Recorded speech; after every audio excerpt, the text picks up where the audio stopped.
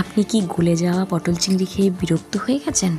তাহলে এইভাবে পটল চিংড়ি বানিয়ে দেখবেন, পটলগুলোও গোটা থাকবে এবং মশলাও ঢুকবে, খেতেও লাগবে দুর্দান্ত। হাফ কিলো পটল আমি এরকম ডুমো করে কেটে নিয়েছি, আর 3টে মাঝারি সাইজের আলু এভাবে ডুমো করে কেটে নিয়েছি। এবার একটা মশলা বানাবো। আমি নিয়ে নিচ্ছি 2টো মাঝারি সাইজের টমেটো, 2টো মাঝারি সাইজের পেঁয়াজ, 8-10 কোয়ার মতো রসুন, 1 ইঞ্চি আদা আর 4-5টার মতো কাঁচা লঙ্কা। আমি বাটিতে আরেকটা মিশ্রণ তৈরি করছি। 1 চামচ হলুদ, 1 চামচ জিরে গুঁড়ো, 1 চামচ ধনিয়ার গুঁড়ো, 1 চামচ কাশ্মীরি লঙ্কার গুঁড়ো আর 1 চামচ গরম মশলার গুঁড়ো। এবার জল দিয়ে খুব ভালো করে আমি একটা চামচ দিয়ে মিক্সড করে রাখছি।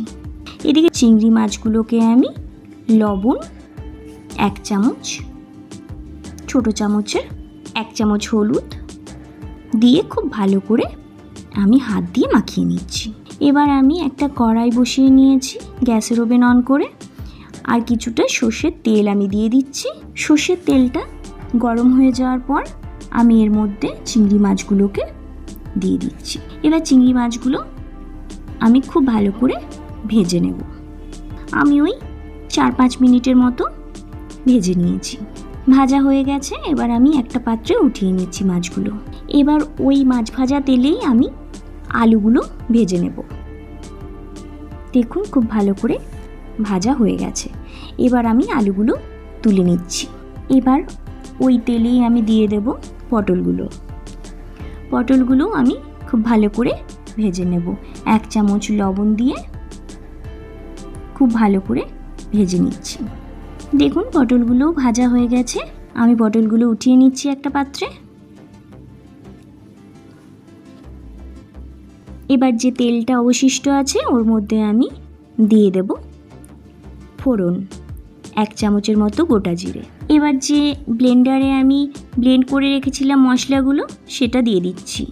এবার একটু নাড়াচাড়া করে আমি 5 মিনিটের জন্য কষতে দিয়েছি। তারপর যে মশলাটা আমি বাটিতে বানিয়ে রেখেছিলাম সেই মশলাটা আমি ওর মধ্যে দিয়ে দিচ্ছি। যতক্ষণ না তেল ছাড়ছে মশলার থেকে ততক্ষণ অবধি কষাতে হবে। প্রায় 10 মিনিটের মতো আমি কষিয়েছি। এবার আমি দিয়ে দেব হাফ চামচ লবণ। দেখুন মশলাটা কষে গা থেকে তেল বেরিয়ে আসছে মশলার। এবার আমি যে আলুগুলো ভেজে রেখেছিলাম সেই আলুগুলো দিয়ে দিচ্ছি, আর যে পটলগুলো ভেজে রেখেছিলাম সেগুলোও দিয়ে দিচ্ছি। তার সাথে দিয়ে দেব যে ভেজে রাখা চিংড়ি মাছগুলো ছিল। এবার সব উপকরণগুলো খুব ভালো করে আমি খুন্তি দিয়ে মিক্সড করে নেব। দেখুন এইভাবে সুন্দর করে মশলাগুলো খুন্তি দিয়ে মাখিয়ে নিতে হবে সবগুলোর সাথে। খুব ভালোভাবে কষে গেছে। এবার আমি দিয়ে দেব জল। এটা একটু গা মাখাই ভালো লাগে, তার জন্য আমি অল্প জল দিয়েছি। আর দিয়ে দিচ্ছি 1 চামচ চিনি। প্রায় 15 মিনিটের মতো ফুটিয়ে আমি দিয়ে দিচ্ছি গরম মশলা। দেখুন খুব ভালো করে নাড়াচাড়া করে দিয়েছি। এইভাবে পটল চিংড়ি রান্না করলে ভীষণ ভালো লাগে খেতে। দেখুন আজকের পটল চিংড়ি সম্পূর্ণ রেডি।